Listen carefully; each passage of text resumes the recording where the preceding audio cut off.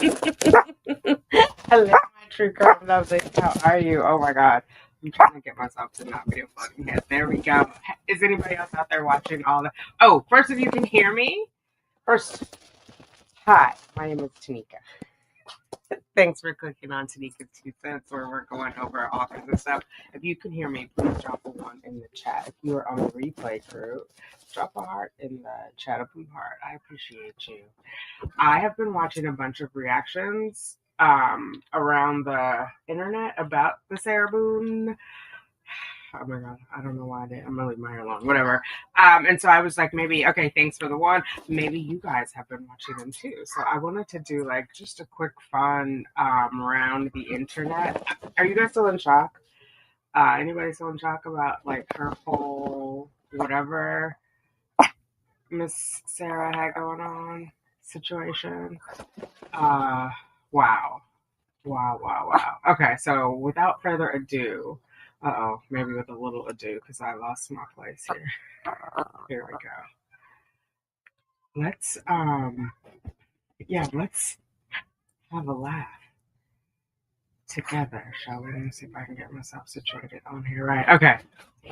Here we go. We're gonna start with me, and then we're gonna go from there.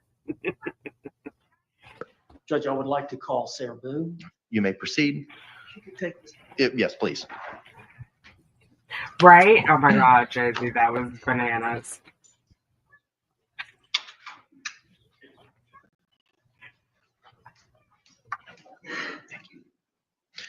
Ms. Boone, you could be seated. You've been previously sworn. You may inquire, sir. For the record, just state your name again. Sarah Boone. Now, this is unlike a trial, so you're allowed to speak in a narrative form, as well as I understand you have taken some notes or written a letter that you want to read from, and then you want to speak to the court after that. Oh, of course. Why don't you go ahead and get started?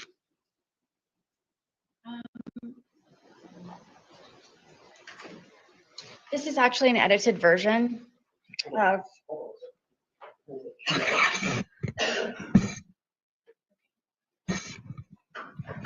Oh yeah.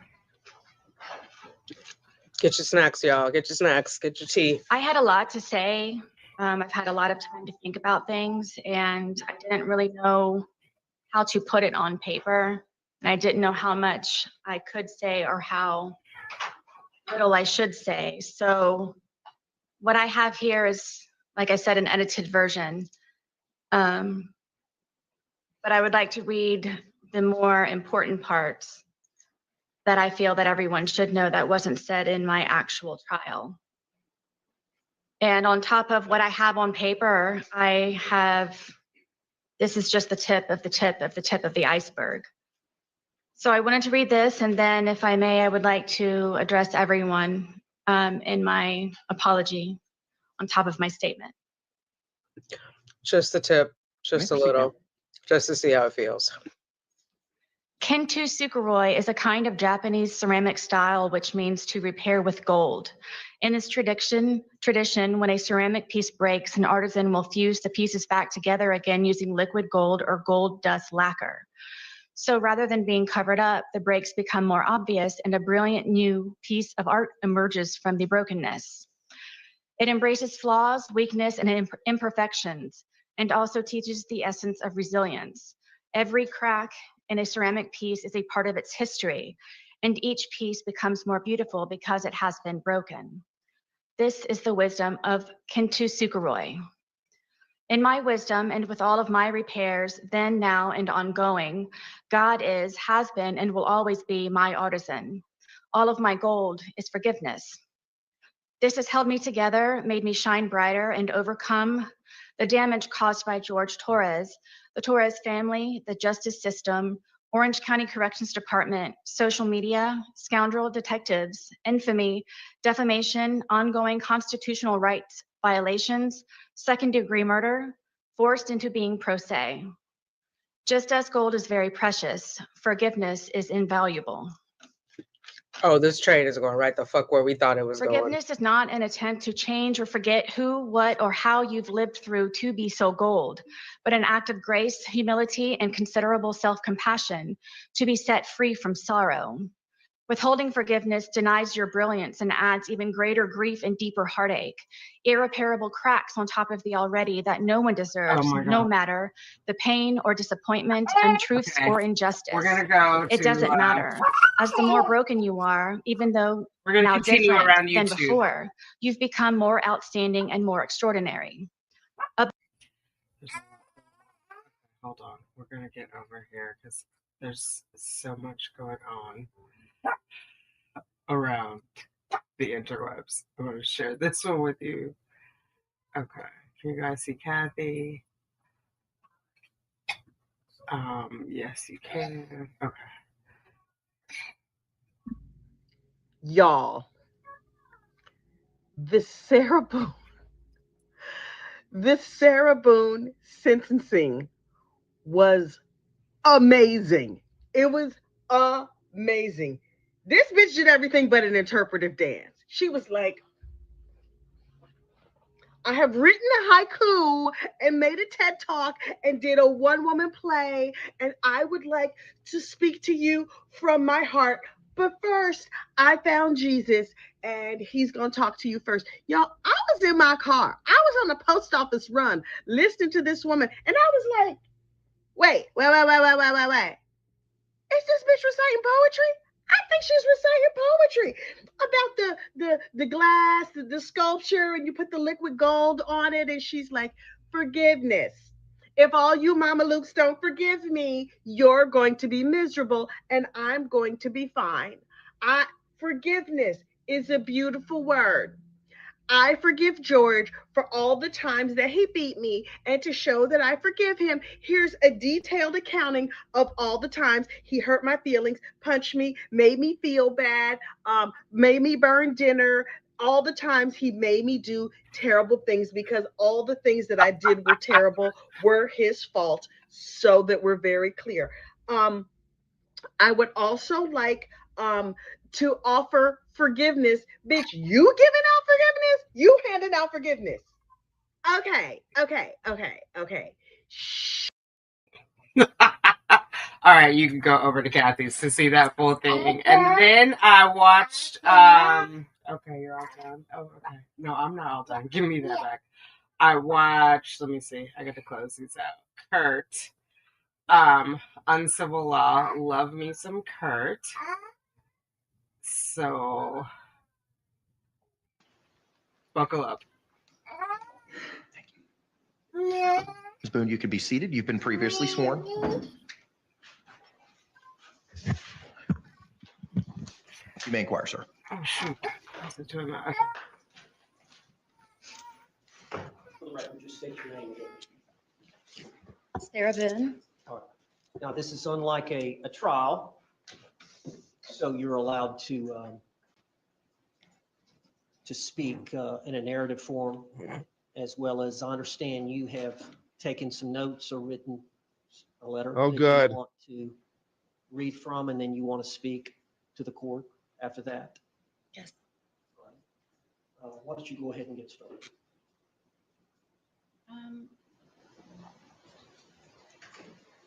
This is actually an edited version of.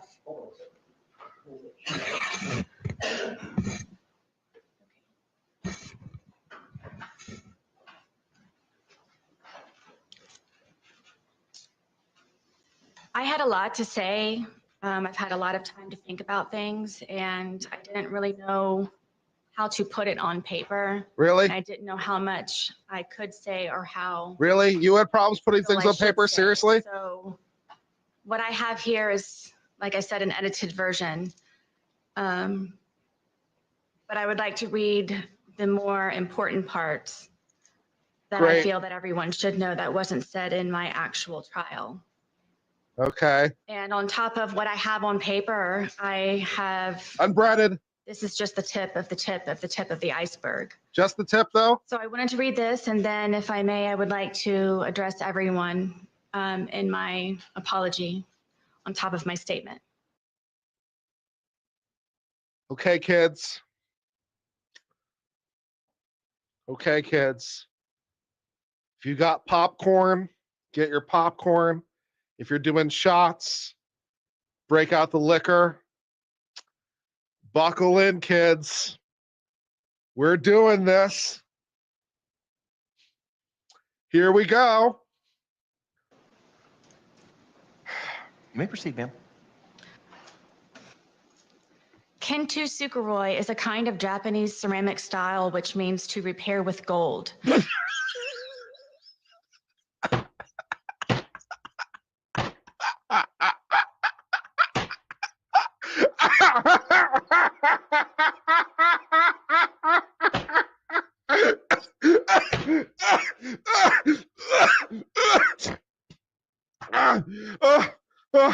Okay. Oh, holy shit. Oh my God. Okay. All right. In this tradition, when a ceramic piece breaks, an artisan will fuse the pieces back together again using liquid gold or gold dust lacquer. So rather than being covered up, the breaks become more obvious and a brilliant new piece of art emerges from the brokenness.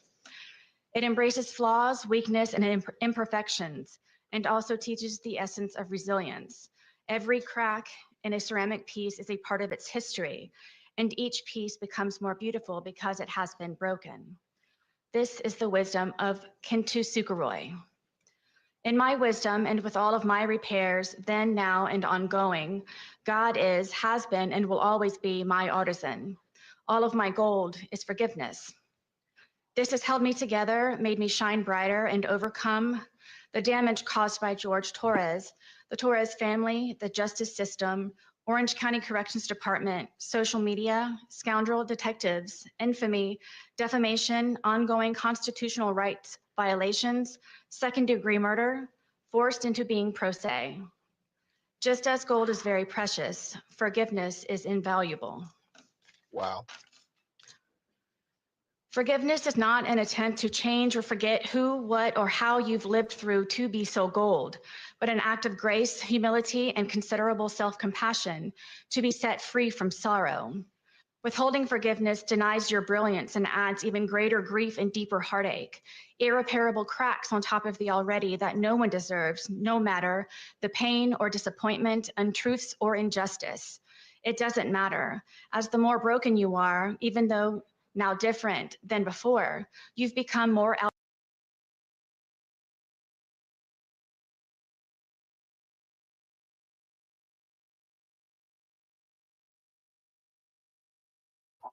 Okay, we're gonna switch over to Lori. Let me make her bigger.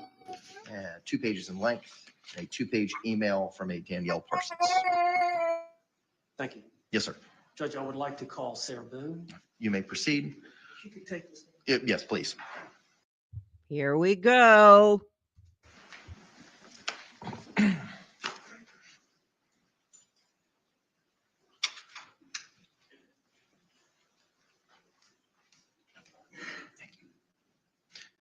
Ms. Boone, you can be seated. You've been previously sworn.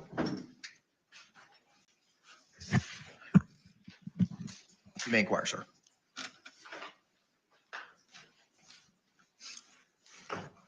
Just state your name again.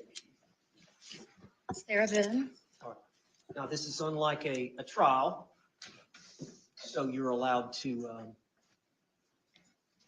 speak in a narrative form, as well as I understand you have taken some notes or written a letter that you want to read from, and then you want to speak to the court after that. Yes. Why don't you go ahead and get started?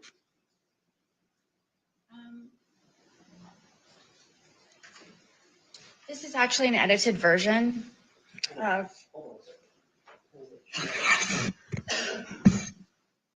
have time to order pizza?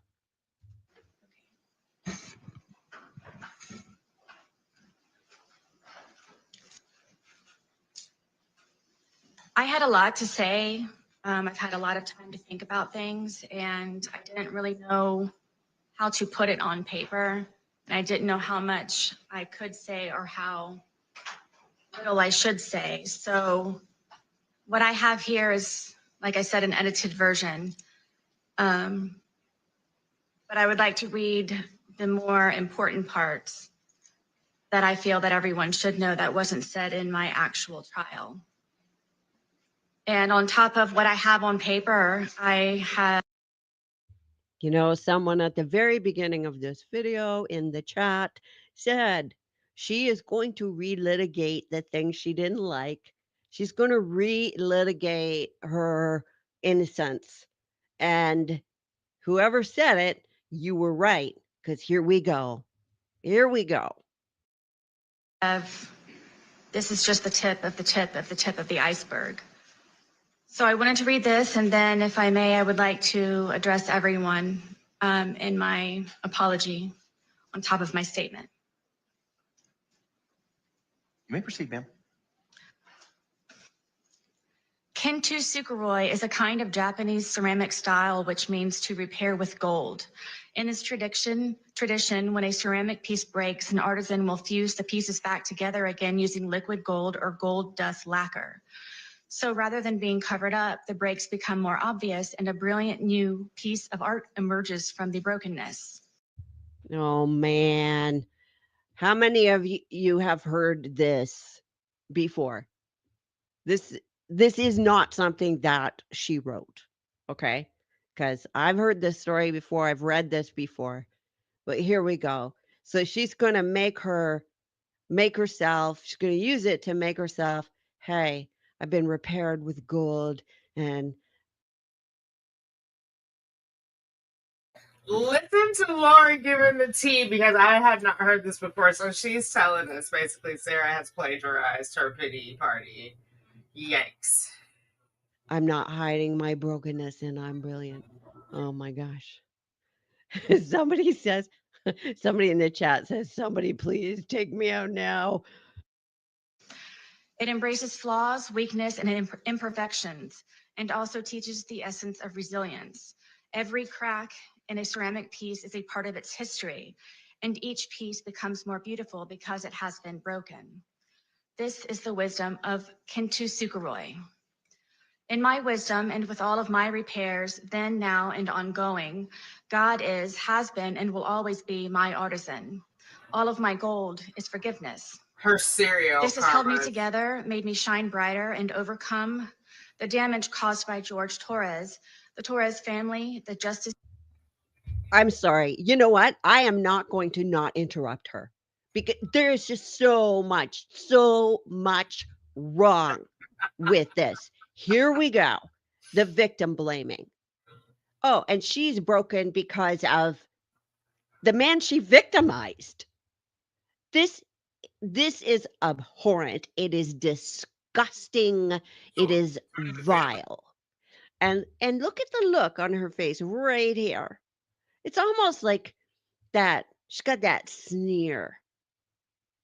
That yeah, she is going to be unrepentant to the end. And to the end it's going to be I shine brilliantly, brightly. I am made with gold. And I have contempt for everybody else. She's disgusting. System, Orange County Corrections Department, social media, scoundrel detectives, infamy, defamation, ongoing constitutional rights violations, second-degree murder, forced into being pro se. Just as gold is very precious, forgiveness is invaluable.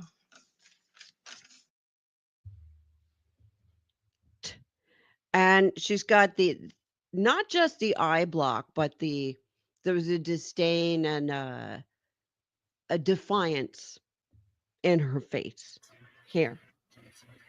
So she's got, I've said before, she's a grievance collector. She's giving a laundry list of her grievances. And it doesn't matter how many times you tell her or show her and provide the receipts as to why she's actually incorrect. No.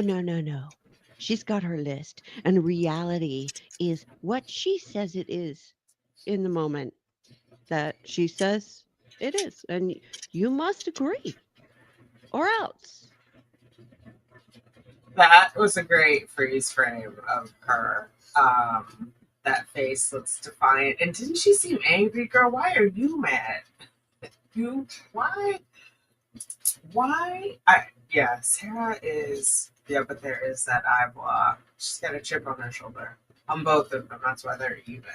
Okay, so then I want to show you, did we do? Kurt then did some others, and that is what gave me this idea. So let's look at some of the ones that he looked at. It's really cute. Life without parole. He said life, and from what I've been able to really quickly garner and glean from the interwebs, a life sentence in Florida means life without parole. And I'll check with Peter Tragos and Steve Gosney to make sure that life means life. It seems 25 like years. Wow. Okay. Oh man, that's a good outcome. Mario's gone all distorted. But all right, so I'm life, or did her speech do it? I think he was probably intending life from the beginning, but if he wasn't, he certainly was going to give her life after that statement she gave. The no remorse. Sarah Boone. How did Legal Vices react? A trial, so you're allowed to speak in a narrative form, as well as I understand you have taken some notes or written a letter that you want to read from, and then you want to speak to the court after that. No, our last Sarah Boone letter. Why don't you go ahead and get started? God willing. This is actually an edited version of We don't care. I've had a lot of time to think about things, and I didn't really know how to put it on paper. And I didn't know how much I could say or how little I should say. So what I have here is, like I said, an edited version. But I would like to read the more important parts that I feel that everyone should know that wasn't said in my actual trial. It's so meta right now. And on top of what I have on Enlighten us. paper, I have, this is just the tip of the tip of the tip of the iceberg. So I wanted to read this, and then if I may, I would like to address everyone in my. He just said you can do that. Get on with my it. statement. Apology. And on my apology. All right, it should be good. Sorry for murder. Sukuroi is a kind of Japanese ceramic style which means to repair with gold. In this tradition, when a ceramic piece breaks, an artisan will fuse the pieces back together again using liquid gold or gold dust lacquer. So rather than being covered up, the breaks become more obvious and a brilliant new piece of art emerges from the brokenness. No. It embraces flaws, weakness, and imperfections, and also teaches the essence of resilience.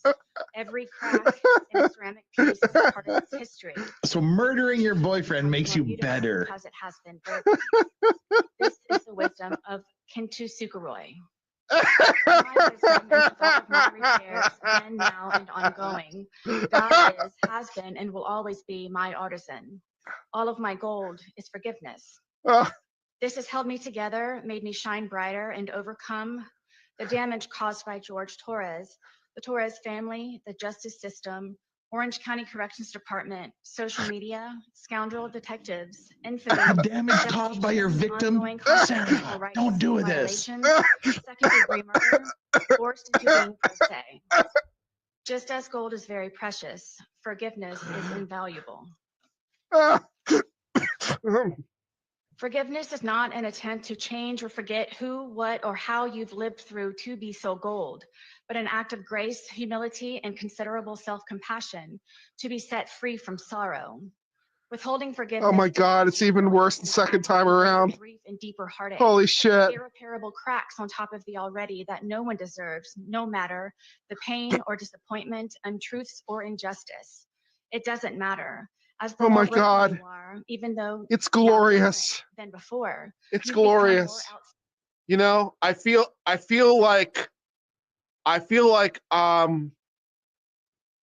I feel like I've seen into the Ark of the Covenant or something, right? I feel like I've seen into the Ark of the Covenant, and all I can think to myself is, it's glorious, right before my face starts melting off. It's so glorious.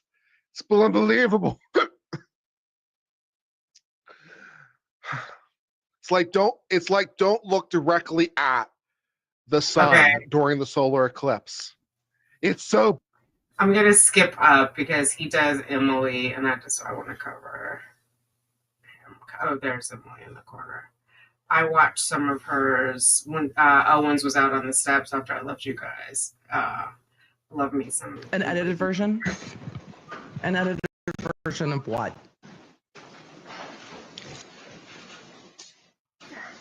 I had a lot to say. I've had a lot of time to think about Oh, I bet you did. things, and I didn't really know how to put it on paper. And I didn't know how much I could say or how little I should say. So what I have here is, like I said, an edited version. But I would like to read the more important parts that I feel that everyone should know that wasn't said in my actual trial. Uh-huh. And on top of what I have on paper, I have, this is just the tip of the tip of the tip of the iceberg. I bet it is. So I wanted to read this, and then if I may, I would like to address everyone in my apology on top of my statement. You may proceed, ma'am. Just talk. Kintu Sukuroi is a kind of Japanese ceramic style which means to repair with gold. In this tradition,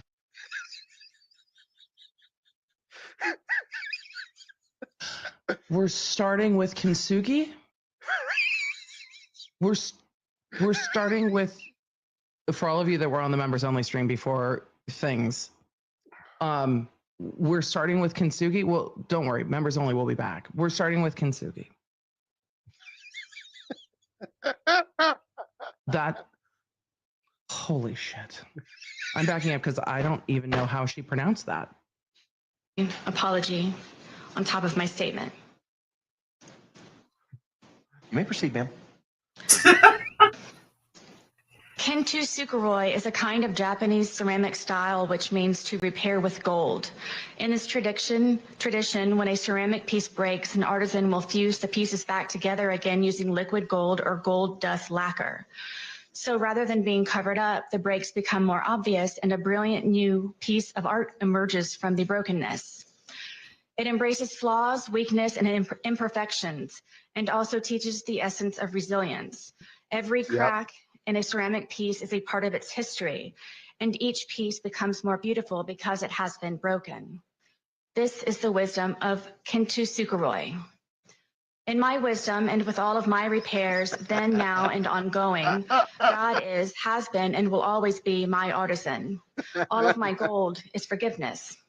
This has held me together, made me shine brighter, and overcome the damage caused by George Torres, the Torres family, the justice system, Orange County Corrections Department, social media, scoundrel detectives, infamy, defamation, ongoing constitutional rights violations, second-degree murder, forced into being pro se. Just as gold is very... Okay, everybody Emily. say, oh my god. Yeah, we're about the same. Yeah. Oh, Emily. She's gonna let the judge have it? She's gonna let the judge have it? Oh, I'm sorry. I thought your attorney said you were remorseful. I'm sorry. The word he was looking for was wrathful, rageful. She's so fucking pissed. Emily, I feel you. We're one and the same. Forgiveness is invaluable. Okay.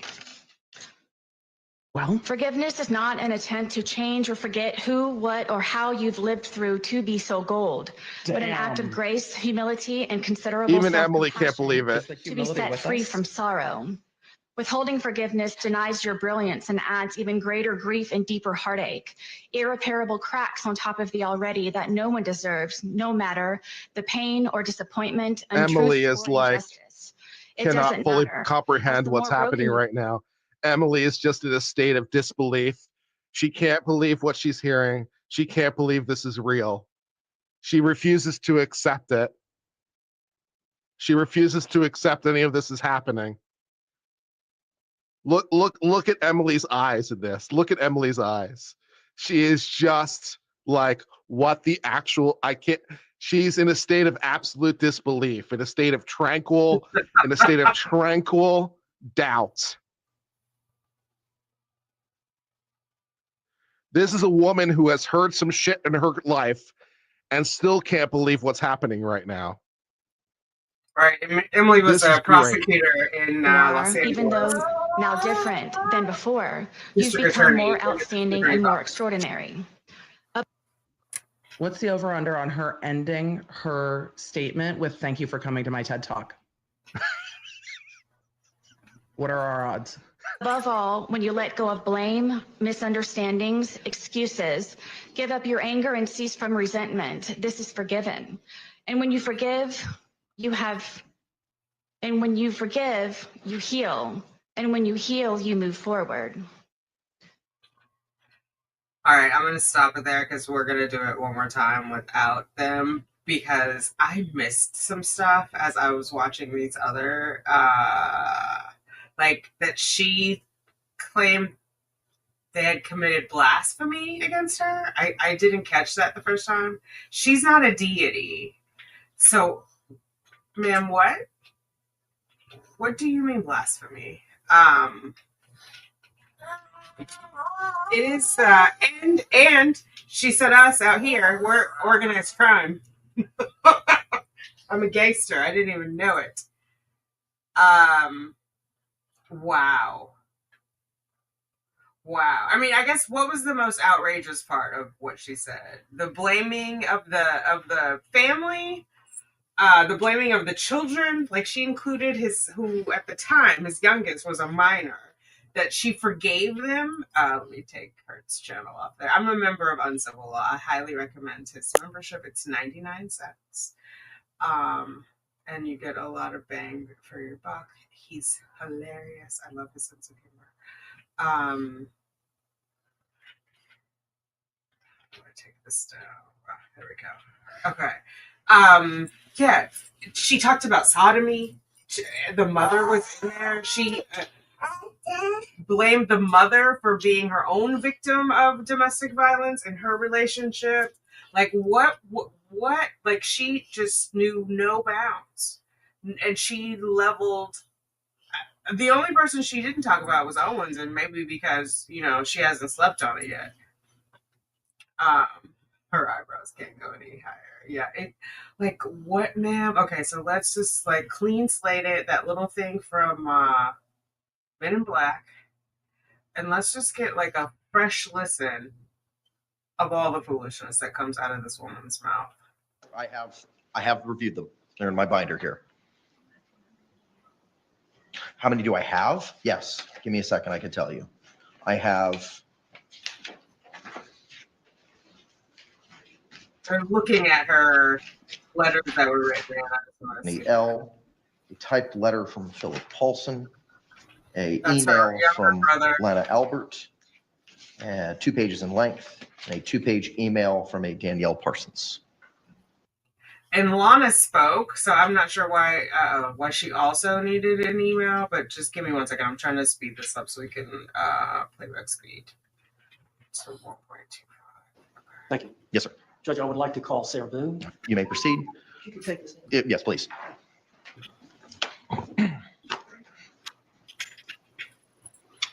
I'm going to stop this a lot since we've all already heard it because there's so Ms. Boone, much you can here. be seated. You've been previously sworn. You may inquire, sir. Just state your name again. Sarah Boone.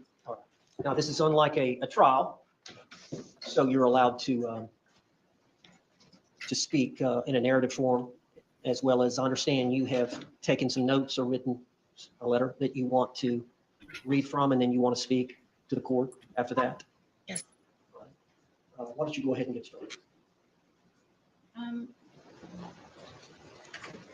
This is actually an edited version of.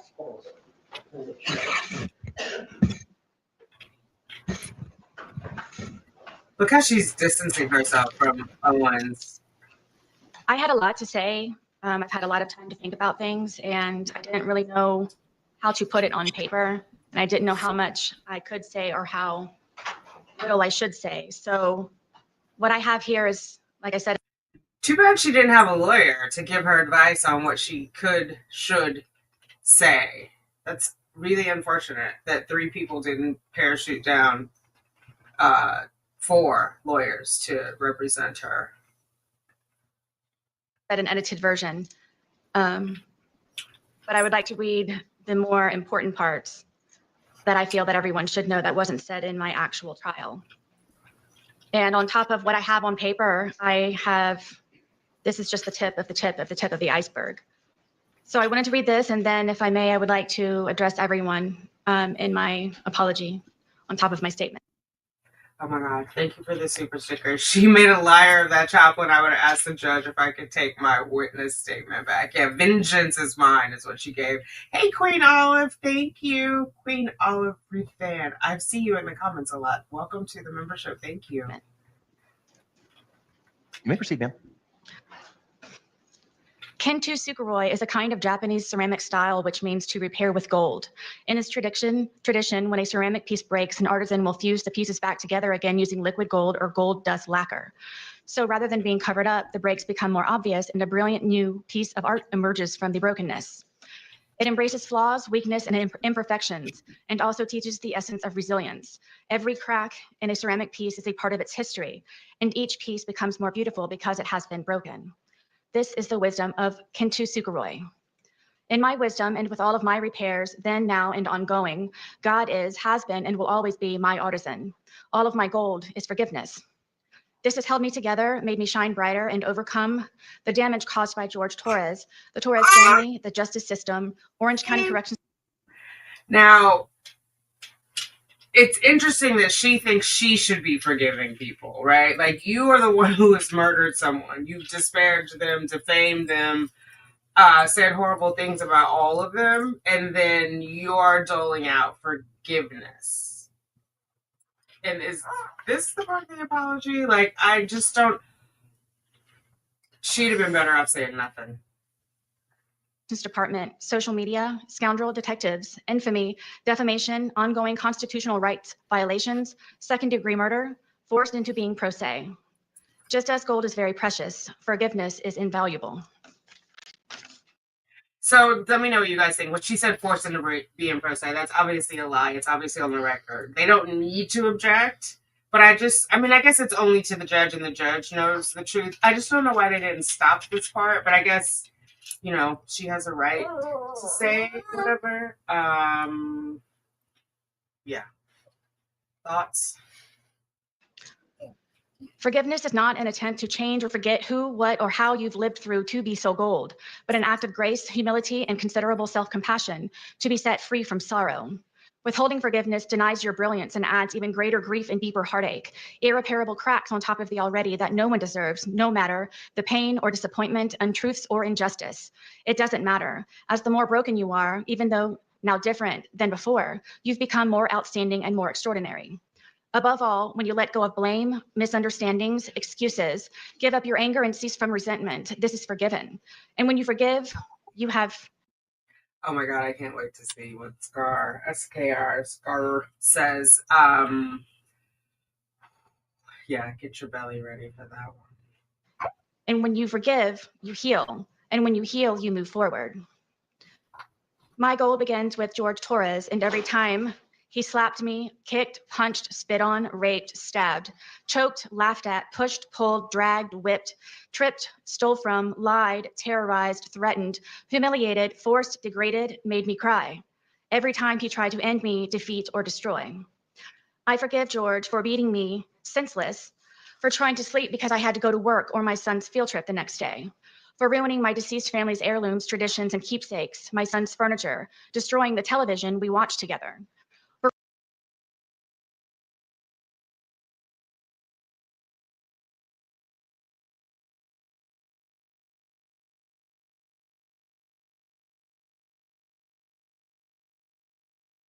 When you let go of blame, misunderstandings, excuses, give up your anger and cease from resentment, this is forgiven. And when you forgive, you have, and when you forgive, you heal. And when you heal, you move forward. My goal begins with George Torres, and every time he slapped me, kicked, punched, spit on, raped, stabbed, choked, laughed at, pushed, pulled, dragged, whipped, tripped, stole from, lied, terrorized, threatened, humiliated, forced, degraded, made me cry. Every time he tried to end me, defeat, or destroy. I forgive George for beating me senseless, for trying to sleep because I had to go to work or my son's field trip.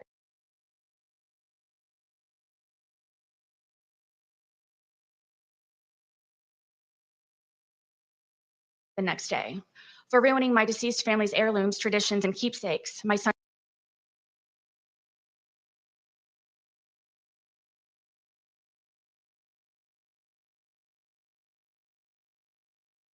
furniture, destroying the television we watched together.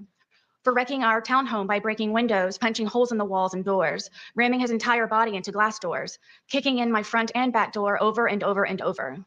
For breaking or removing the locks from all of the doors and sometimes the knobs altogether, so I had nowhere to feel safe, including the sacred space of my son's room where he beat me bloody on his bed. For terror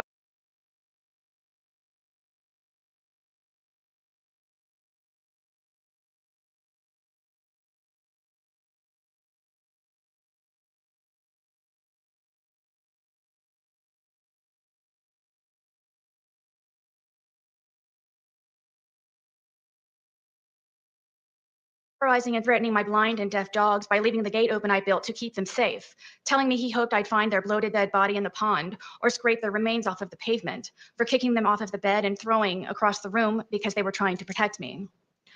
For threatening to make me unrecognizable to my son by breaking all of the bones in my face, like his brother Moses did to him after he kept seeing all of the bruises from George beating me, like all of the times their father beat their mother.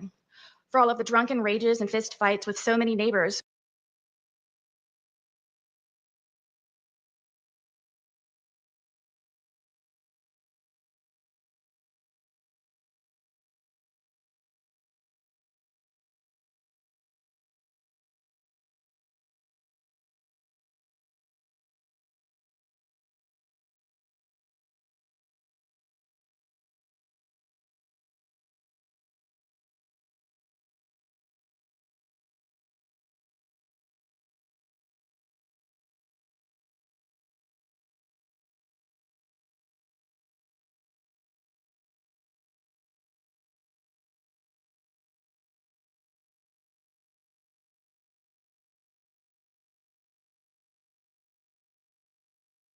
when wandering into their apartments during hunting expeditions after I had escaped.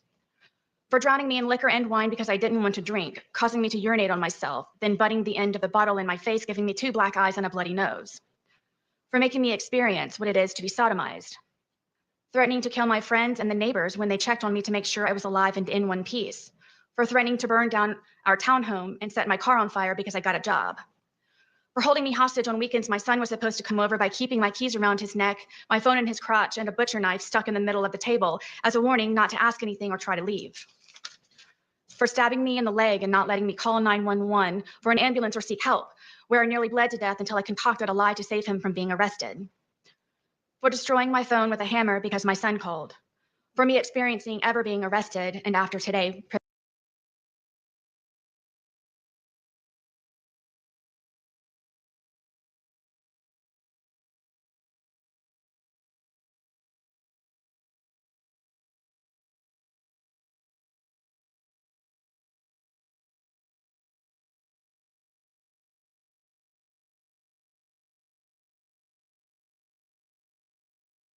prison. For beating me almost blind, crushing my occipital lobe. For having me experience what it means to see stars, like in the cartoons, where a character has a tall lump on their head. I had that too, and many times. For dragging me downstairs by my hair in the middle of the night just to sit next to him. For taking my car driving drunk with my debit card to buy more alcohol while I slept, even after I kindly explained the importance of my car to take my son to school foremost, me to work, and he to his batterers intervention classes and probation officer meetings, where I would be forced to sit for hours in the parking lot waiting for him.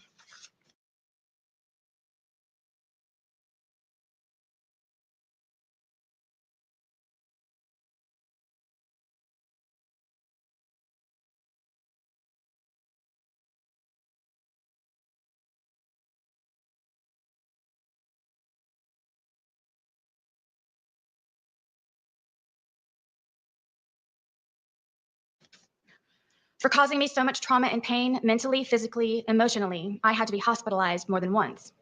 For destroying my reputation and integrity, for my M for murderer scarlet letter, not letting me feel safe to live, talk to other people, spend time with my son, have a job, friendships, simply go to the bathroom with the door closed, or go to sleep soundly or comfortably. I forgive George for lying, for him trying in so many ways, so many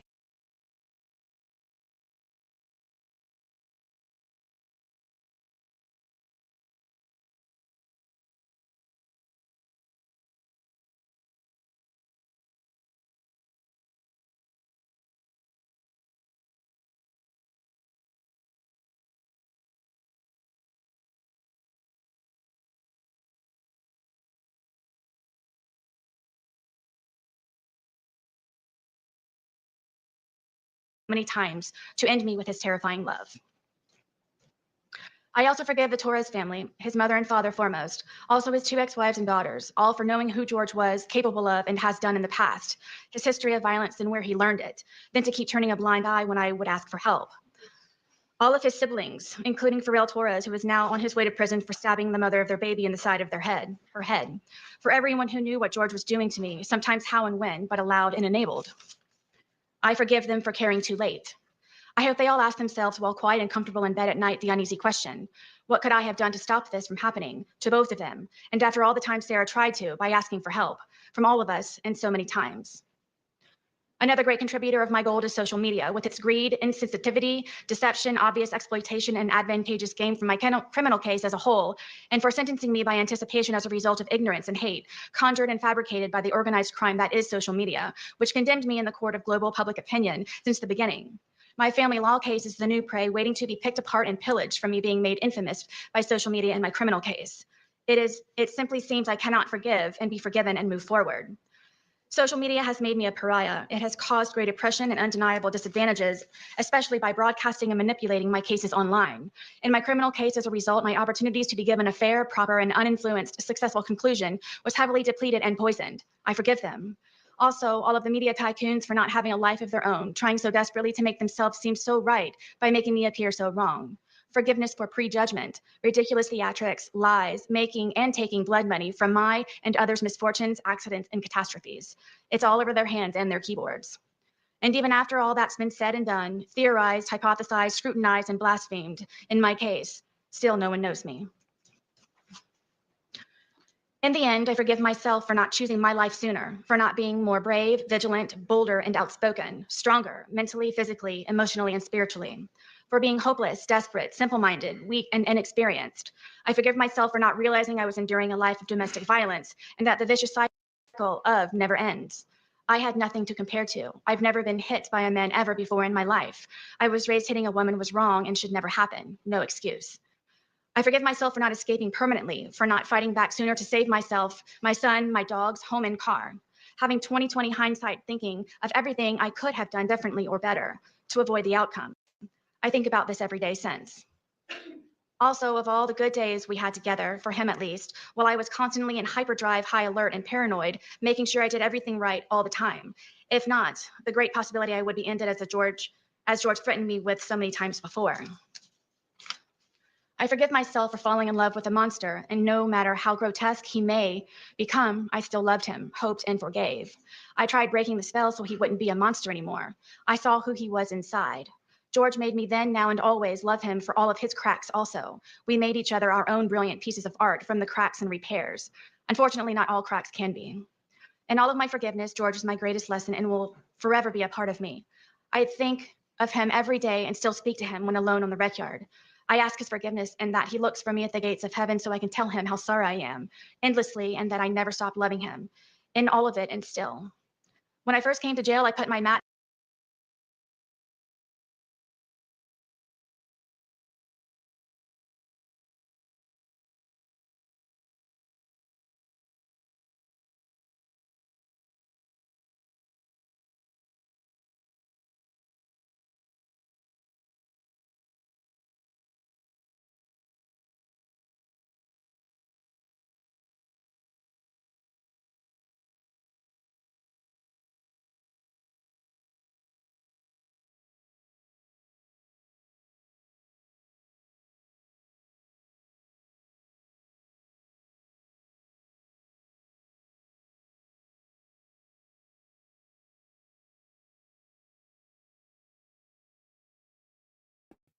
Testing, testing. 1, 2, 3. Drop a 1 if you can hear me. If you can hear me. Wow. I don't know what happened. Oh, you can hear me. I was just starting to break out in a cold sweat. I'm like, I do not know what happened. Okay. Whew. Let's keep going. under my bed and cried all day and all night for months, only falling asleep from being so exhausted with grief. I wrote him letters. I wrote his family and his daughters, apologizing for asking for their forgiveness. But due to fear that my life or sons would be jeopardized, I did not send. I am sorry. I cannot begin to fathom. Fear that her life would be jeopardized by whom? She didn't write to the child, who is now an adult, George's youngest daughter, because her life might be ruined. In what way? Like, is there some sort of Torres crime mob that can infiltrate the Orange County correctional, or what is it? Orange County Correctional? I don't remember what the D is. Whatever. Like, how are they going to get to her? Ma'am, you've been in jail for 4.8 years. Who? The baby was sending somebody? And did she say she was meeting George at the gates of heaven? Wow, how is she getting there? Any of their grief and sadness. Please forgive me. Almost everything reminds me of him, seeing my stab wound especially every day especially. It truly reminds me that all I really did live through. George haunts me. He is everywhere. I believe because I do still love him, think of him, and miss his laugh the most. In my heart, I know he is with me and understands that this tragedy was not intentional. I hope everyone can, his family foremost. I didn't mean for this to happen. Please wholeheartedly know that, and always, I would never. Forgive me, George. Forgive me, Torres family. Forgive me, Judge Cranick. To the entire planet, please forgive me. I graciously and humbly ask for consideration. She's having a laugh at us. The entire planet, please humbly forgive me. Forgive me, Judge Cranick. What did you do to the letters? Okay, fair enough. You did do some things to Judge Cranick. But she's having a laugh. Forgive me, world. No, ma'am. For forgiveness to be extended instead of judgment. For reconciliation and restoration for all of us to move forward. My apology is profuse and ceaseless. Allow me please to brush off the muck, wipe the blood off of my face, and fix the cuts in my skin. I ask for understanding in what really happened and for how long. For second chances, repentance, and redemption to advocate for all domestic violence survivors, to help them overcome, heal, and still hope, always. I was going to say about the domestic violence that she's alleging that the father did, because they're still married, by the way. Like, who told her that? Is that a conversation that George had with her? I just think she's out of line. What does that have to do with how George ended up in a suitcase? Do you know what I mean? Like, she's blaming everyone. It's the same thing like when she was in the interrogation. Oh, sorry, you wanted that. Where she was like talking about Eli and Kim. I hope this doesn't hurt him, but he's not here legally in the country. You can't have those, honey. It's that same type of energy. The sugar bear is here.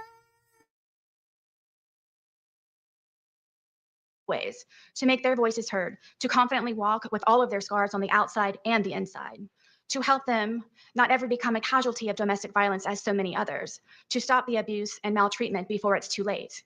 There is always hope, and you can survive.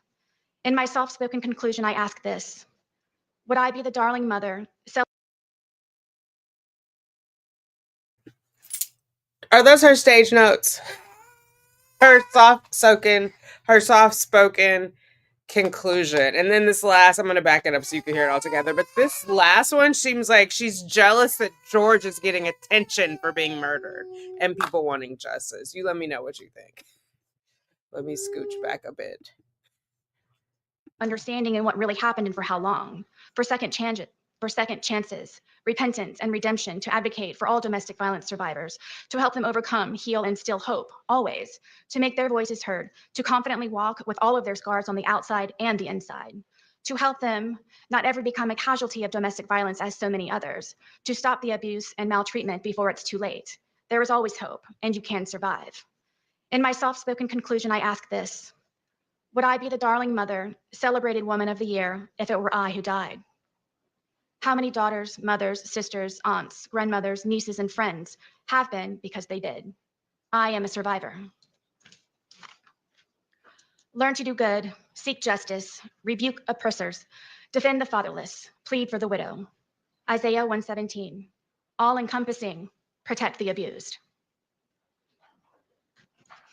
Ms. Boone, is that the end of your written statement? Yes, Now, gathering your thoughts, did you want to make an oral statement? I do. All right, would you do that now? Yes, please. My statement.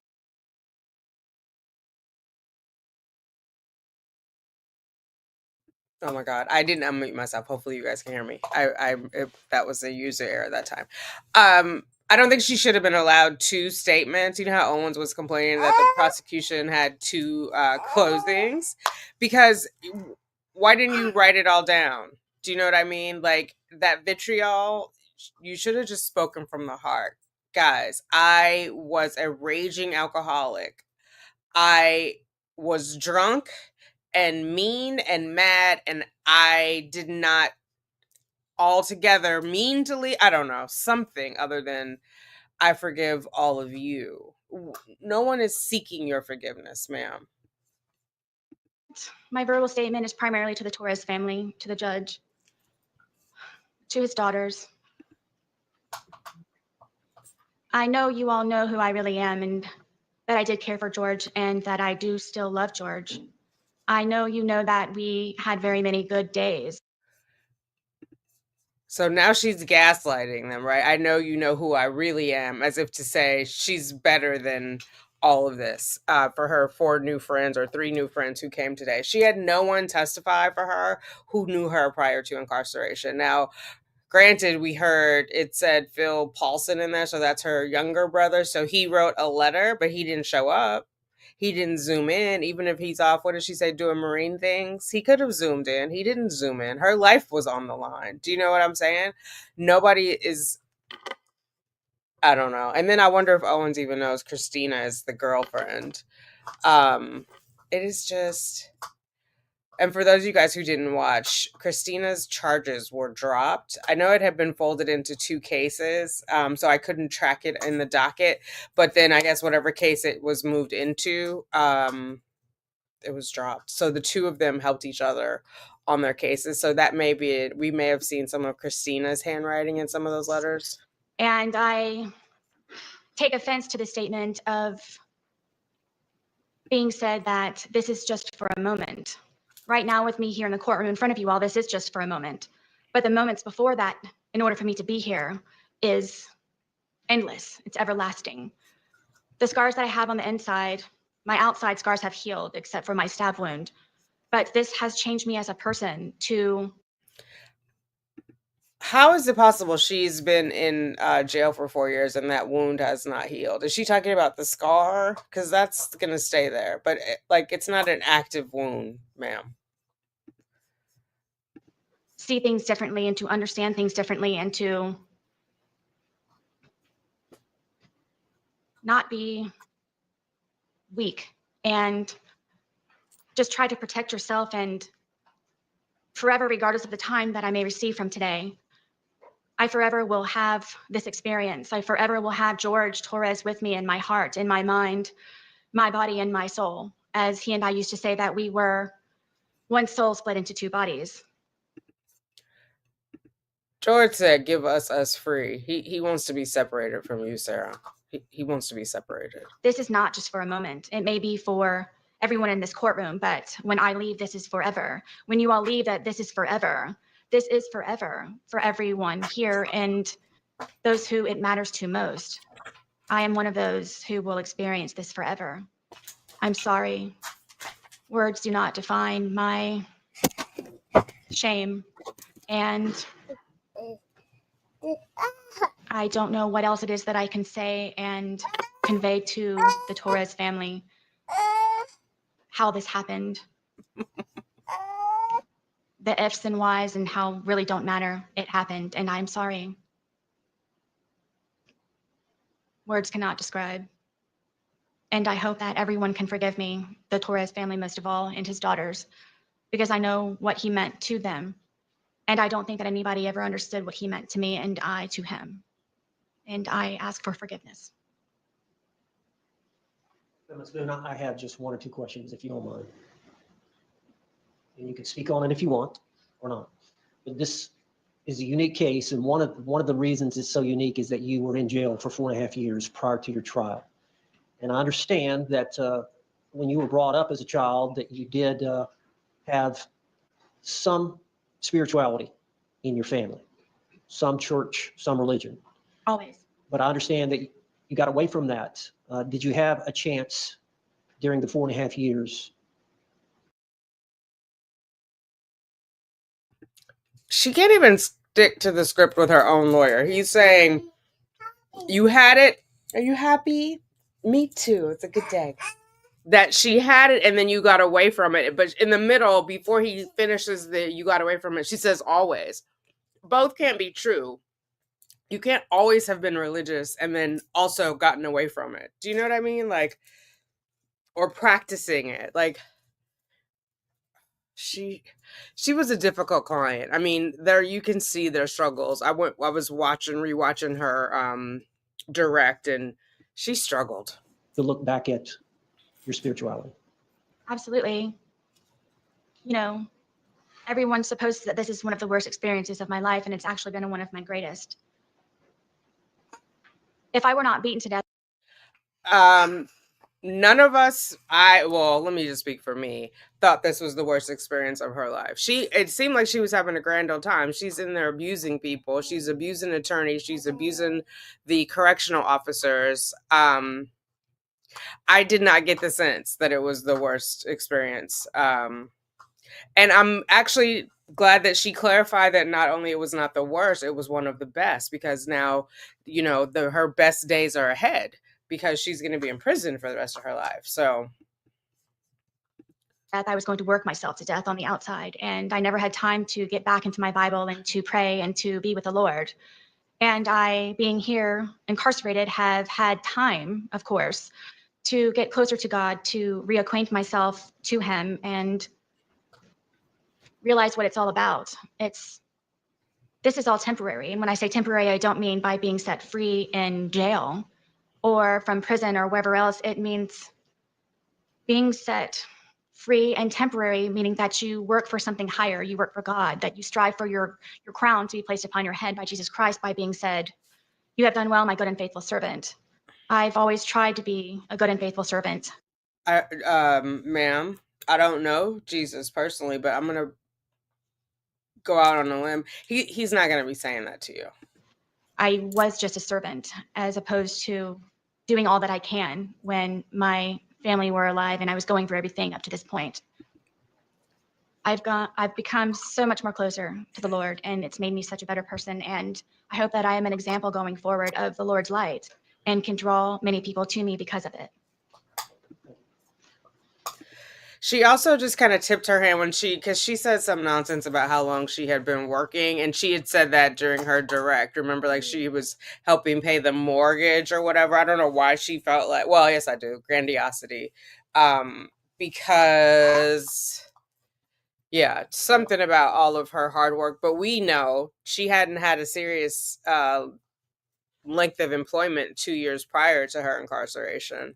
So for 6 years, she hasn't really had a job. She had the one job the night she got arrested. She was like, she had just started it last week. And then some other time, she's like, I have to go to work tomorrow. Okay, let me look at these. Thank you. It was self-defense. Now she and her attorney are saying it wasn't intentional. Yeah, they pick a side, look alive. I think they were silly to go with self-defense, but you're kind of stuck with it now. She isn't glorifying God one bit. Yeah, no, she is not. Any follow-up, State? No, I assume that was the final word. Thank you. She returned back to council's table. Anything else from your side of the ledger, Mr. Owens? No more witnesses, Judge, just arguments. Okay. Anything else in rebuttal, or just proceed to argument, State? Just proceed argument. Okay. All right. Once Ms. Boo's seated, you can proceed with your argument, either Mr. J or Mr. Cacciatore.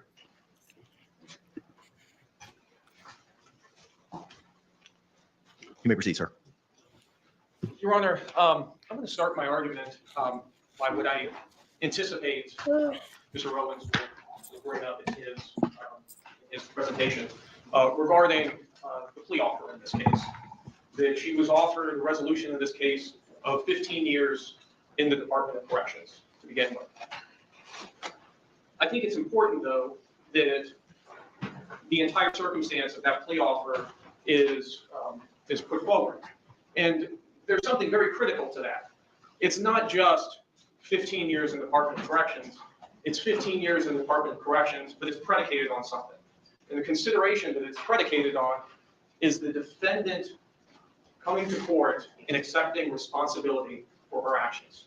For her coming to court and saying, I am responsible for George Torres's death, and I accept the punishment that comes with it. That consideration was never given in this case. And because that consideration was never given in this case, the offer of 15 years in no way represents what this case is worth, or what George Torres's life is worth. That is an offer predicated on a particular circumstance, a circumstance of a first-time defendant accepting responsibility and giving every benefit of the doubt and coming to court and saying that they are ready to be punished. Those conditions were never met. So then we turn to this case, we turn to this crime, and we turn to the actions of the defendant of taking the law into her own hands and murdering George Torres. She has never shown remorse for that. She didn't show remorse for that here today. She again painted herself as the victim. She's the victim of George Torres. She recounted the litany of evil deeds and mistreatments that he perpetrated upon her. She's the victim of George Torres' family. She's the victim of the police. She's the victim of social media. It's all about Sarah Boone. Everything's about Sarah Boone and about how she is the victim.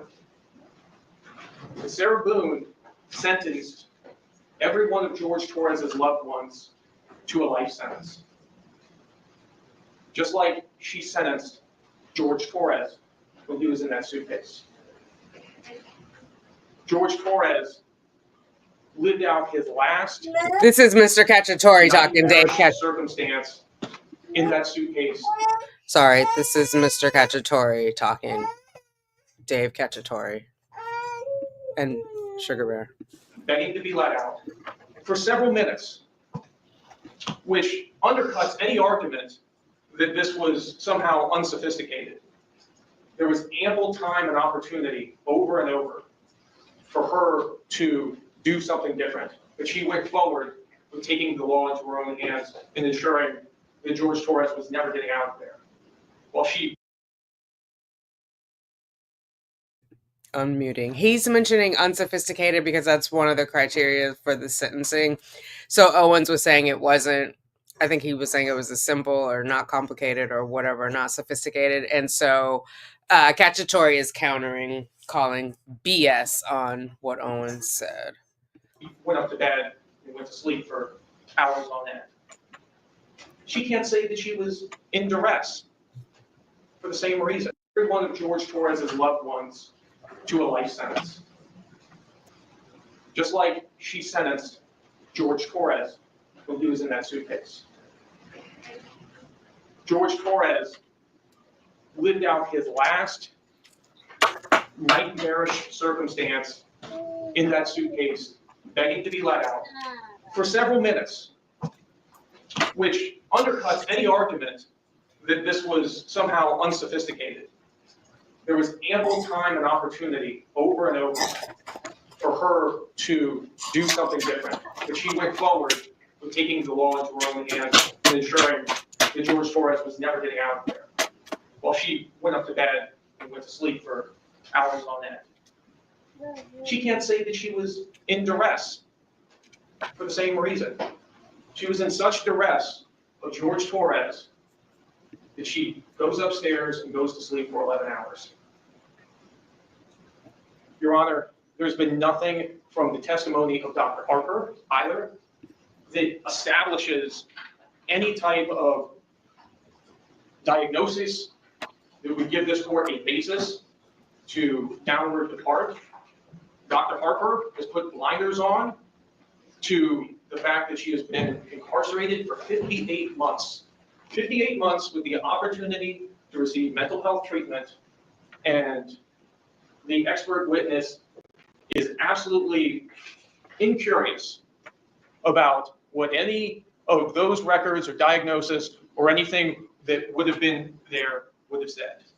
There is no valid basis for a downward departure in this case. She deserves a life sentence. Thank you. Mr. Owens, response?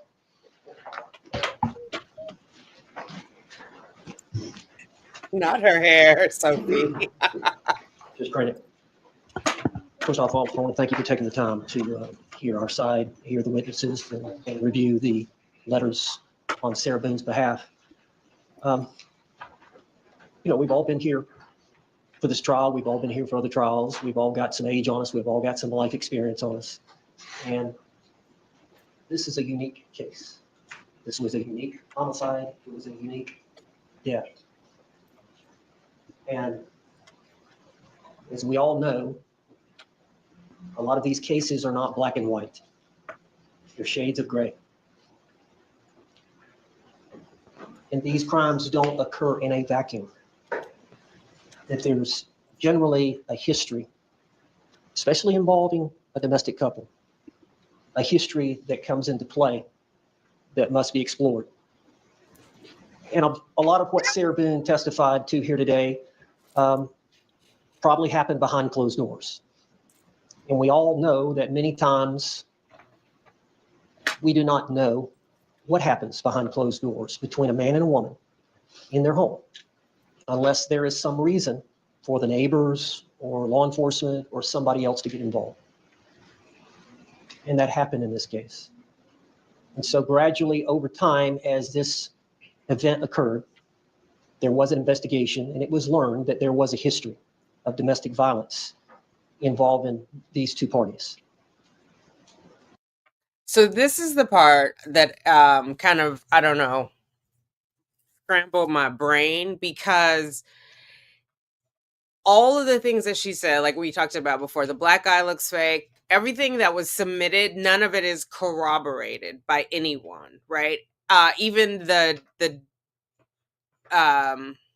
data wasn't not submitted, the metadata to go with the pictures as far as time, location, like geotags. It wasn't even in Florida, or wasn't even in Orlando.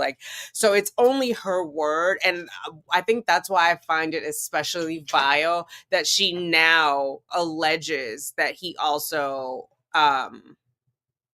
violated her sexually in multiple ways, because it would only be those two there, and he's not here to defend himself, and she didn't say it while he was living. So I think that makes it even more egregious that she just so freely said such horrible things about the man that she murdered. It's still sounding like revenge. I'm better than you. I am better, so I deserve to live, and you deserve to die in my split-second decision of sleeping for 11 hours. Do you know what I mean? Like, what? And then her little bit at the end in her soft-spoken voice, as she claims, of what if she had died? And what we learned was that physically there was violence, and there were photographs to establish that, as were introduced in the trial. And then there was testimony from experts not only the defense expert, Dr. Harper, that Sarah Boone was the victim, and she was a victim of intimate partner violence, but coupled with the fact that the state's expert testified on the stand at the trial that Sarah Boone was a victim of intimate partner violence, that she Exactly. That's what exactly, Queen Olive. We saw the videos. The judge saw the videos. Now it brings into question all of those times the cops came. One of them, she's trying to hug the cop. Are we really going to? There was nothing in there that looked like George. I mean, just like objectively, that looked like George had been abusing her. Twice it looked like the police came and he was dead asleep. Do you know what I mean? Like, to me, that brings all of the domestic violence that he's claiming into question, because I feel like each call Sarah made, she lied, it was contrived, and that was also makes it more egregious that she didn't call 911 on the day that she found him dead, and she's claiming she didn't know what to do when it was like she had 911 on speed dial suffered from this domestic or this battered spouse syndrome when he didn't do what she wanted him to do. Do you know? as the hands of George Torres. So there's two sides to it. And in a domestic violence situation like that, 95% of the women get out of that relationship. When violence starts to occur, they've either been raised a certain way, they have a certain self-esteem about themselves, where they refuse to put up with it, knowing that it's wrong, knowing that they can do better. But there is a small percentage throughout the country that, for whatever reason, mental health issues, addiction issues, whatever it is, it's complex. Financial reasons, children are involved, whatever. If you do any studying on it, there are circumstances where there is a group of women, predominantly women, it can happen to men, but majority of the time it's a woman that gets caught in this cycle of what we term as intimate partner violence. And heard the testimony about the cycle that occurs. It's over a period of time and it repeats itself, and you go through these phases. And a lot of times the victim's not a great historian at trying to articulate it. She tried to do it here today. And I think on Sarah Boone's behalf, she is a Wrong place, wrong time. Wrong place, wrong time. unique individual. She's got the personality that Oh, she's wait. got. I don't know, all whatever. If you do any studying on it, there are circumstances where there is a group of women, predominantly women, it can happen to men, but majority of the time it's a woman that gets caught in this cycle of what we term as intimate partner violence. And heard the testimony about the cycle that occurs. It's over a period of time and it repeats itself, and you go through these phases. And a lot of times the victim's not a great historian at trying to articulate it. She tried to do it here today. And I think on Sarah Boone's behalf, she is a unique individual. She's got the personality that she's got.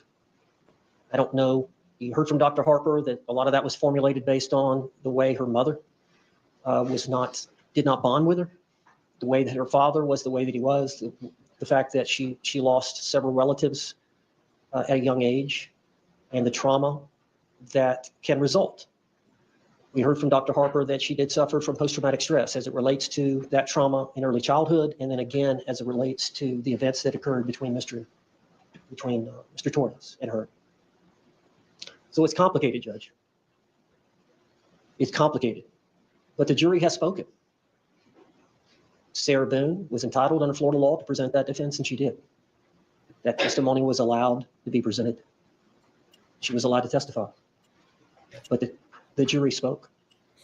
Yes, they and so here did. we are today with you in a position to decide what is justice for Sarah Boone. And I don't know you that much other than our time together, but from what I know you try to do the right thing. And that's what we're asking the court to do, to have some discernment, to have some understanding of the unique situation that Sarah Boone found herself in. And quite frankly, Judge, this all didn't occur behind closed doors. A lot of this was in the public eye.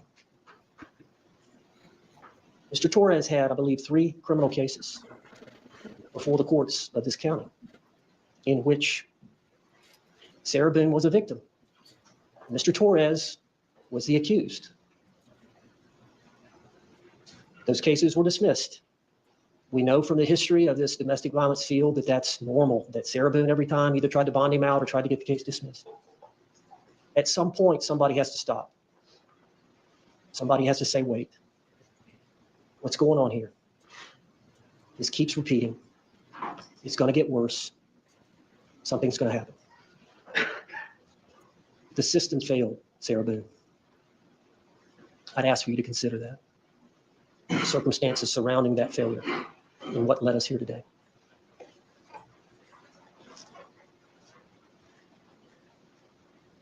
I've asked the court to consider a downward departure. I believe you've gotten a copy of the score sheet. Not since before trial. Is the score sheet stipulated to? Yes, yes, sir. All right, you may approach. Thank you. Yes, sir. Judge, I was provided that here today, and I believe, I can't remember the total number of months that it involves, but divided by 12, I think it's 20 months. 20.6 is the low end of the guidelines or something about. It's 246.0 months based on the score sheet. I did the calculation, but I believe that the low end is 20 years. I'm sorry, 20 years, 20.6 years state prison, I believe is the low end. 20.5. Yes, sir.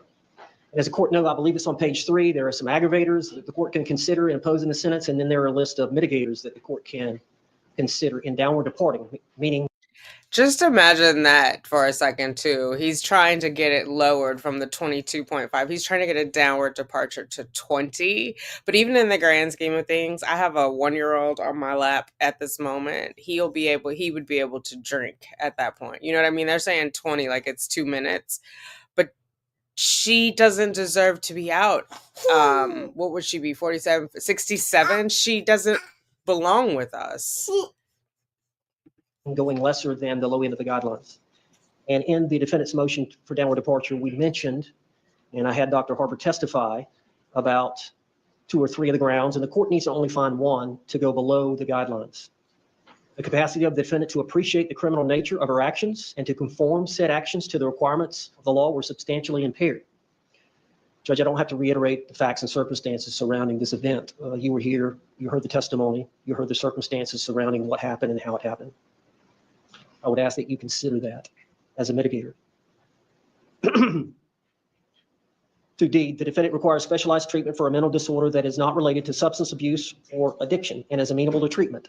I think it's fair to say here that we know that Sarah suffers from some mental health issues, objective mental health issues that have been opined by Dr. Harper and Dr. Werner. And you heard Dr. Harper testify about the post-traumatic stress disorder that she suffers from as it relates to this event, as it relates to her trauma that occurred in childhood. I think we heard from Dr. Werner. Dr. Werner testified that she suffered from the alcohol abuse disorder, as did Dr. Harper, but Dr. Werner also mentioned that she was not sure about the anxiety disorder, whether it occurred prior to or because she was in the jail for the 4.5 years. However, she does require specialized treatment for the mental disorder, and she is amenable for treatment. And then third, the defendant acted under extreme duress, I think based on Sarah Boone's mindset as she testified to here today, and then you heard from the experts at the trial, that when you get that anxious about what happens, Sarah testified about they would have good days where there would be no drinking or very little drinking, and then there would be other days where there was heavy drinking, and generally when George Torres got highly intoxicated is when potentially things could get violent. And that she was constantly anxious about each day that she was with him. She loved him, obviously being in a cycle like that where you love someone but can't leave them. For whatever reason, George Torres couldn't leave Sarah Boone and Sarah Boone couldn't leave George Torres, and it was a vicious cycle. But we believe that she qualifies under that it was under extreme duress at the time of this event. And lastly, the defense was committed in an unsophisticated manner, which was an isolated incident. Now, isolated, we know, Judge, that she had one prior event in which both of them were arrested. You heard her testimony that it was during an event. They ended up downstairs next to the washer and dryer, and that she was on the bottom, and she had used her hands to try to get him off, and she had tried to choke him, and there were some marks on him. And she was arrested for felony domestic violence battery, as well as he was arrested. I think So I don't know which story is correct, but the story he's telling now is inconsistent with what was on the body worn camera, because that is when it's the very first time she called. I think it was July of 2018, and they're kind of in the dark, and she's sitting out on the curb and she keeps calling the cop baby. It was a female cop asking her, saying, "Elaborate, Sarah, elaborate." And she's like, "Well, we were on the stairs and he did." Now it's the washer story of when she got arrested. That's not what it's not consistent. A few days later, both of those charges were dismissed against either party. But she has no criminal conviction record. She has never been convicted of a crime other than that event. Now, I think that can be distinguished. So we believe that it was an unsophisticated manner. Obviously, the uniqueness of this event is unsophisticated. Anybody that would calculate that they were going to murder somebody by putting them in a suitcase and let them spend the night, and the next. And I think he's saying it's unsophisticated because it was in a suitcase. It wasn't like this elaborate. It wasn't like the Adelson crime, right, or the Gardner crime, where it was. But I kind of feel like there is a level of sophistication to leave him there and then go to sleep. Like you wanted to make sure he was good and dead, and then you were going to figure it out later. Do you know? Because again, she could have called the police. She could have anything. She could have left the house and called the police and sent them over. Not try to dispose of the body, not try to put the suitcase in a car and go dump the body, not try to dispose of the bat, do something. She did nothing. No attempts to tamper with evidence.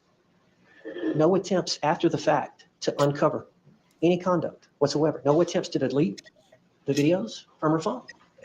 Here's my phone, voluntarily giving that information. I think that goes to the unsophisticated manner, unintentional death that occurred. I remember the first time I saw the suitcase video, and I know people have differing opinions. Tony Henderson, my colleague, had a different opinion when he saw it. But I remember the first time I saw the video, and I heard what she was saying to him. When he was saying, "Hey, Sarah, let me out. I can't breathe," or words to that effect.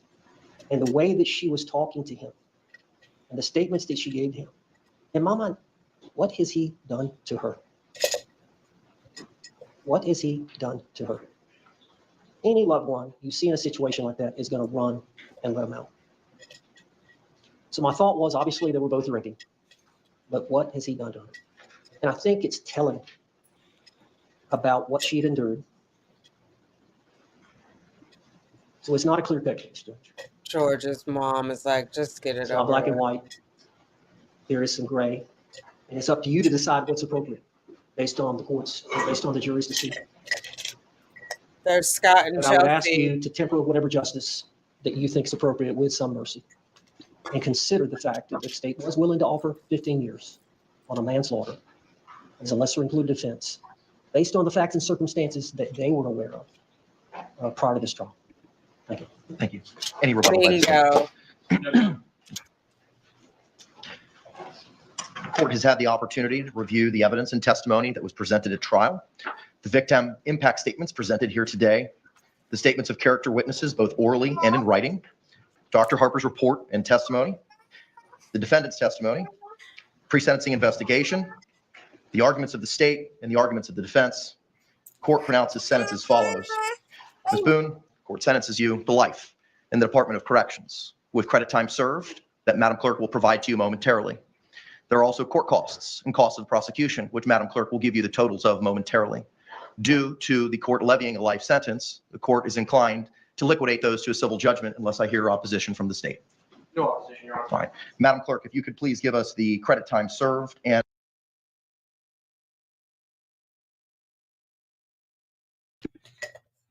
That was it. Life is life in Florida. There is no parole. When you are sentenced to life, she will do day for day in her forever home. Next, she's going to the reception center, where she'll stay for 3 months. She won't have contact, is what I'm being told. Correct me if you know differently. So, yeah, I was speaking with someone who works in the system at this place, but of course, you know, take it for what it's worth. But yeah, that she's going to go away for 3 months. They'll figure out. I'm being told that they'll figure out like where she should go. I know everyone's saying Lowell. I mean, maybe that ends up being where it is, but she'll be there for 3 months. It's day for day. I don't know what to make of Owens. First of all, for the record, I'm grateful that he stepped in. I really am. Because I think it would have been a lot crazier than, I mean, relative if Sarah had, it was going to be crazy no matter what because of what was going on. But if Sarah had represented herself, I'm so grateful to Owens for doing that. I just don't know why he wasn't able to wrangle her in. We all know now her perception is distorted. Like, we've seen it. So for him to still go hard at the end, that she was abused, like, I'm sorry, I don't believe it. I know they want to say that it's toxic. If defending yourself makes you a toxic person, then yes, I'll agree that it was mutually toxic. But I feel like he was really defending himself. I'm calling BS on all the time she called the cops, where she was clearly making up stuff. The 2 videos, I mean, one of you guys said it, where she was like, oh, he let loose. And then, do you know what ragdoll is? And then the other one where it was like the changing circumstances. And the guy was like, listen, you told me this like 4 different ways and it doesn't. When did he hit you? When did you hit him? You told me you hit him. And she was like, well, I'm telling you the truth. I was defending myself. You know, it's just like, it doesn't sound real. And her behavior doesn't sound like she had just been. Do you guys watch the body cam? I just watched a body cam thing. There was like just body cam footage in general. And like when they go out for domestic cases. Now, of course, everyone's different, but there's a way that people behave. In my domestic situations, I never called the police, so I can't say. It usually just sort of settled down, you know, that just, it settled down. I will just say it that way. So I can't say like if I would have done one or the other, but you kind of see a typical behavior of someone. They're not as aggressive as Sarah is. They're not as assertive with the police. They're damn sure not flirting with the police. You know what I'm saying? So it's hard to see like how Owens is still falling for that, if he is, and maybe he's just being, you know, a zealous advocate for his client. And so he doesn't necessarily believe that, but that part is frustrating.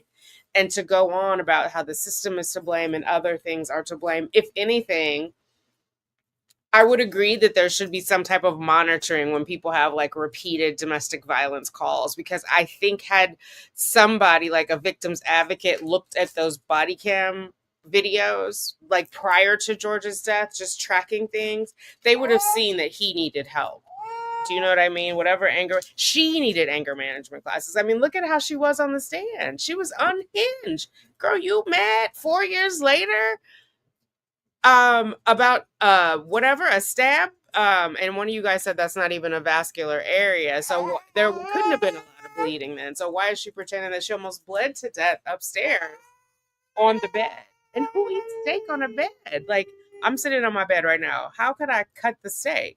I mean, that just doesn't sound right. You agree? Okay. You want more chocolate? Is that what you're saying? Do you want more chocolate?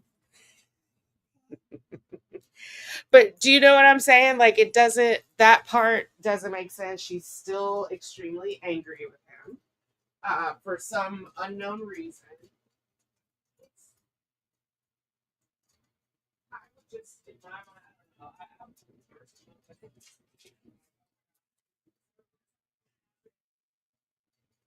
and a lot of people who drink a lot, I mean, even if you don't drink a lot, but that's a bit.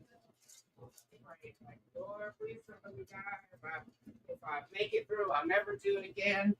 Like, just from drinking. Now imagine from drinking and murdering. You would think you would just, you know,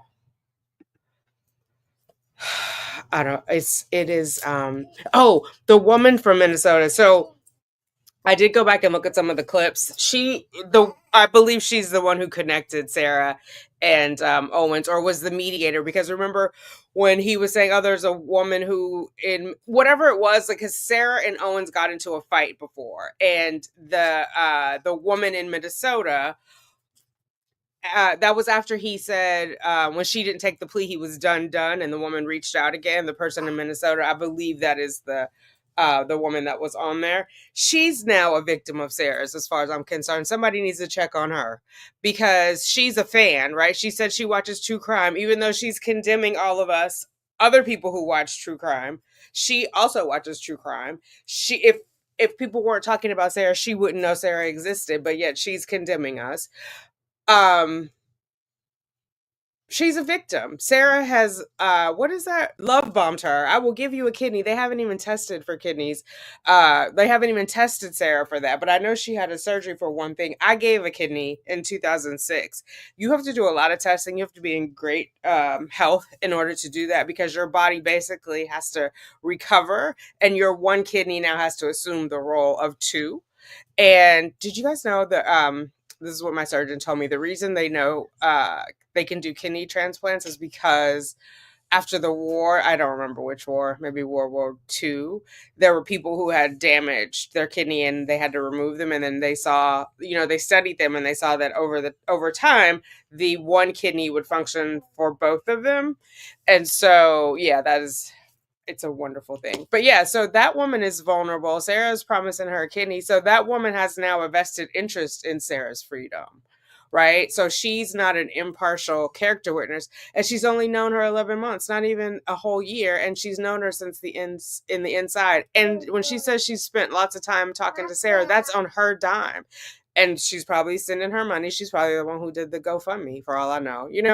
It is, I feel bad for her. And she's probably also helping Sarah, right? Like looking at the YouTube, because she already told us that's how she found Sarah, because she's a true crime fan, a true crime fan. She's probably looking up stuff for Sarah on there. And Sarah is taking advantage of, we know Sarah likes to collect broken things and people. The dogs, the disabled dogs, the woman is talking about. Well, ma'am, she's now collected you. You're now another disabled pet that she has to flaunt out for her to look like a kind person. And was the chaplain still in there when Sarah was saying all these vengeful things? Very specific, overly specific. Sodomy? That wasn't on my bingo card. Well, it should have been because in the letter we read before, but just overly specific. Like none of that needed to be said. This is not about how you've been wronged. This is about you being accountable for your wrongdoings. Yeah. Forever. His that handles Messiah. Oh my God. And then I wanted blasphemy, the act or offense of speaking sacrilegiously about God or sacred things. So she thinks, because I'm on here talking about her, that's sacrilege. Ma'am, you're not sacred. You're not. You're not a deity. Yeah. That is, wow. And then her lawyer had the nerve to say outside that she didn't have a high self-esteem. She just called herself a god, a deity. Like, I'm pretty sure your self-esteem can't get any higher than that. So, all right, I'm not going to beat a dead horse, but I did want to go and get a laugh with you guys around all of this. I hope Dr. Berry does a reaction because from a psychological point of view, I'm so curious as to delusions of grandeur. How far do they go? I guess also what's hard is the concept of, does she really believe that? Like in the face of everything we see. But Owen says, what does he say? She's a very special person. It's like Columbo when he didn't know what to do with someone. He'd be like, you're a very unique individual. Like, okay. Because she is. She's going to go to her grave. And then she had the nerve to say when she sees, but she did say at the gate, I think Heaven's Gate. But who's sending her to Heaven's Gate? Thank you guys. Thank you for letting me rant. Thank you for coming to laugh. We did it, guys. Like we saw it all the way through to the end, and she's gonna go to her forever home. I'll probably track her until she gets out of Lowell. I don't know. I just am. I'm curious now. I hope the woman in Minnesota gets help. She's going to have to live without her for 3 months. So hopefully she'll be okay. And there are other people. I just hope she's not sending her money or any of that, or still feeling like, sorry for her because Brian owes her something. Brian owes her nothing. I hope he gets to move on with his life. He's free. The son is free. The reason she needed life is because nothing about her says she's not going to do it again. Nothing about her says she's not going to do it again. And so why risk it? Do you know what I'm saying? So Krennic is heeding Owen's warning. Is like, other people witness it. Nobody stepped in. Judge Krennic is like, well, I'm going to take care of it. I'm going to step in so this doesn't happen to anybody else. And with that, I bid you farewell. Toodles. Thanks, everybody. I appreciate you.